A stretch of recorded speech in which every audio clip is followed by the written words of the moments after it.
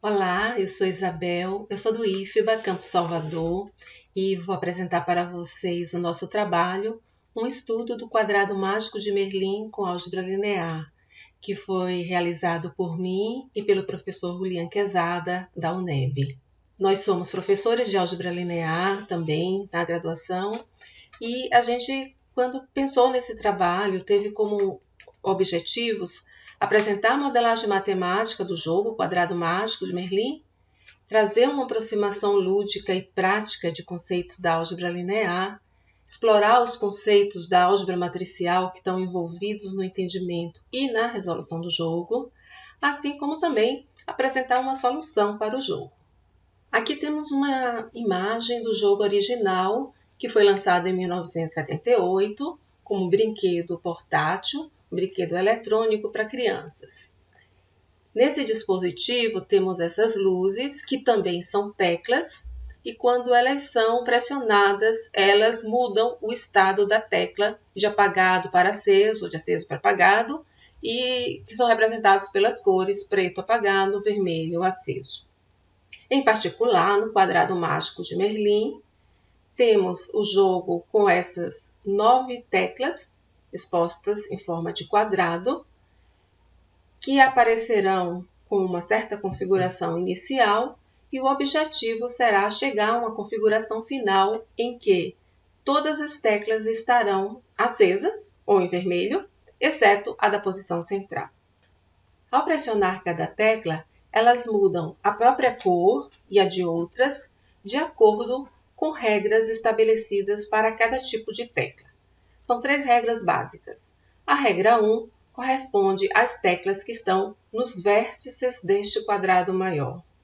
Ao serem pressionadas, elas mudam a própria cor e a de todas as que estão adjacentes, as outras 3 que estão adjacentes a ela. Por exemplo, assim. A regra 2 se refere à tecla que está no centro de cada lado da figura.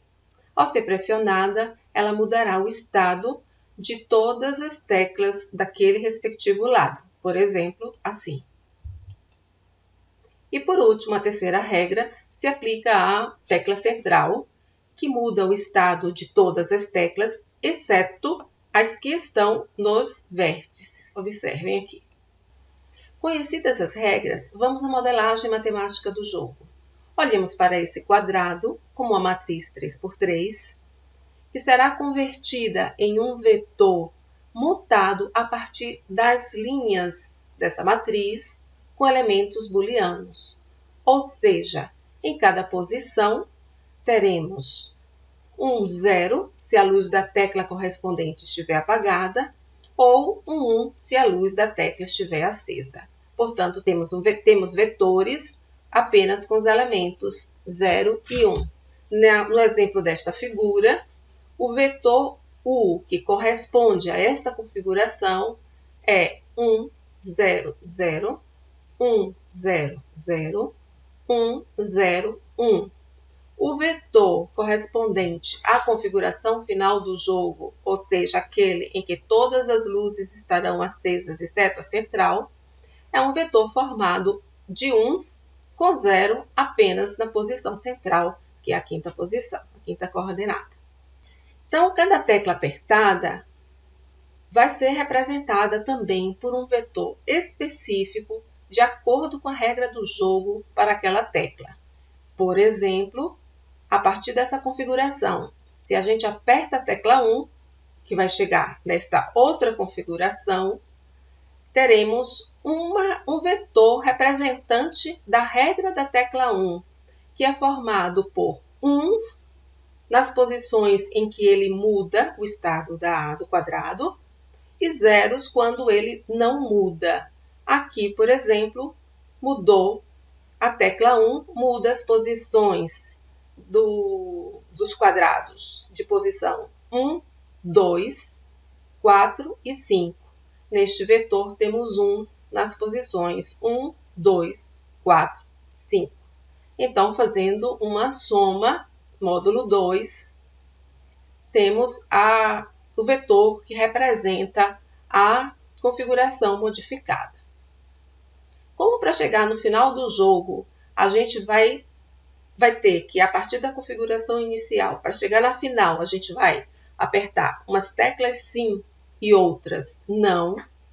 Esse conjunto de acionamento das diversas teclas pode ser representado por esta combinação linear, em que o U é a configuração inicial do jogo, A1, A2, etc., A9 são os vetores que representam as correspondentes teclas e os coeficientes x1, x2, x9 vão representar se aquela tecla foi apertada ou não, ou seja, 0 se a tecla não for pressionada e 1 se for pressionada.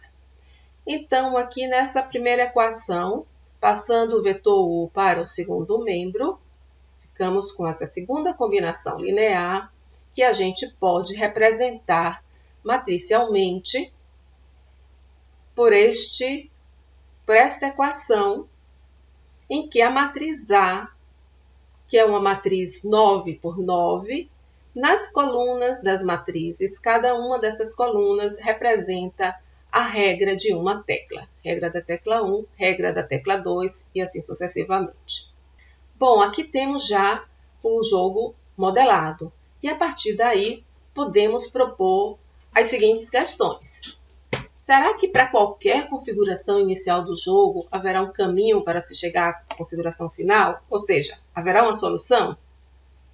Existe um algoritmo que determine uma sequência mínima de jogadas para se chegar a essa solução?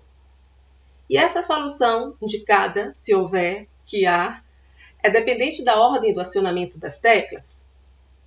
Então, a partir daí que a gente pode iniciar a introdução, a discussão sobre conceitos de álgebra linear e quais são os conceitos envolvidos nesta modelagem. Para a gente responder essas perguntas, tudo depende de resolver essa equação. Então, primeiro, essa equação ela representa um sistema de equações lineares. E é um sistema quadrado, 9 por 9. Haverá solução se essa matriz inversa existir. Então, temos o conceito de matriz inversa. Uma matriz inversa existe se o determinante é diferente de zero. Como ela é composta de vetores, o determinante se é diferente de zero vai nos indicar se existe uma dependência ou independência linear, que neste caso existe uma independência linear. Ou seja, essas regras elas são independentes e isso possibilita de que haja uma solução. A solução, então, será dada por esse vetor x, formado de uns e zeros em posições que indicam onde for 0, que aquela tecla não precisará ser pressionada, e onde for 1, que a tecla daquela posição deverá ser pressionada. Também podemos, com isso, ver que esses vetores das regras, eles constituem uma base de um espaço vetorial. Enfim, são muitas questões que a gente pode discutir, mas que infelizmente não cabem nessa curta apresentação. Por isso que convido vocês a lerem o trabalho, onde temos muitas respostas e muitas outras proposições, e também a visitarem essa página do GeoGebra, onde a gente implementou o jogo. Finalmente, chegamos a algumas considerações, que basicamente essa modelagem ela nos fez ver como conceitos abstratos estão subjacentes a aplicações no cotidiano, que a partir de uma motivação lúdica, a gente conseguiu escrever uma visão puramente algébrica do jogo. E esperamos que esse tipo de abordagem seja facilitadora do entendimento de conceitos da álgebra linear e também gostaríamos, como trabalhos futuros, incentivar a implementação do jogo em linguagem computacional. Aqui temos algumas referências que foram apresentadas nesse trabalho e agradecemos por vocês terem assistido a nossa apresentação.